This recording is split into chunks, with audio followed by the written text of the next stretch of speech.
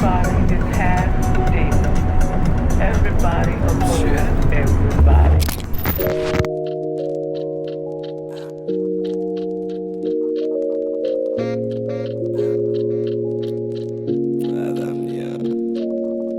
بدم میاد از کل چوز کلاسا، بدم میاد از پول کثیف و تخم ناپاک. من تو قصه ای بزرگ شدم که قصه ها داشت. من اون پرندم که خط خطیه کل بالاش. همه چی قاطی پاتیه، اینجا قاطی عادیه. عشقت لاتی باهات رو میاده واتی با میره. داشی کافیه عرق نی دست لاشی ها دیگه. اینجا همه تو عدان خود لاشی بازیه.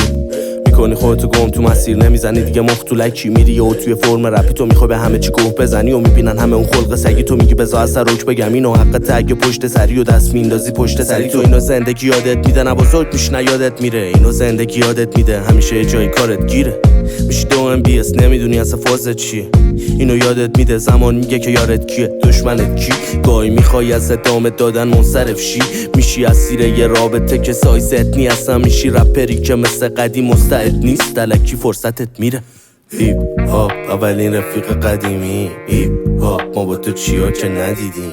هیپ هاپ با همی وقتی که کسی نیست. هیپ هاپ تو میدی راه حل بم. هیپ هاپ اولین رفیق قدیمیم. هیپ هاپ ما با تو چیا که ندیدیم. هیپ هاپ با همی وقتی که کسی نیست. هیپ هاپ تو میدی راه حل بم. جلو میری تا یه حد مشخص. میشی اسیر یه روتینی که خسته کننده است. میخوای مثل بقیه تشکیل خونواده بدی. میبینی که فقط دایی شدی بچه مسلف. میکنن این جوجه حالاتیشو پر که گنگ بابا راهیشو برو. یه دیدی سپت دستشون شاکی شده. اون که گل زیادی میخورد و مامیشو برد. درگاهی بزرگتر از حد مارکتم همینه. ناشی یا تخم من لاشی بلوف نزن. جمع کن کس کلکو. شک دارم به تموم آرزوام. شک دارم به آدمی که پیشمه واسه. شک دارم به کسی که خودم الان. شاید عوض بشم منم با یه خواب کوتاه. شک دارم به تموم صداقتمون. شک دارم که اتفاقی باشه حماقتمون. شک دارم به تموم اتفاقا. بر صادقی که گفت کرد هدایتمون. شک دارم که ازدواج راه حله. شک دارم که منم خوشبخت بشم با یه بچه.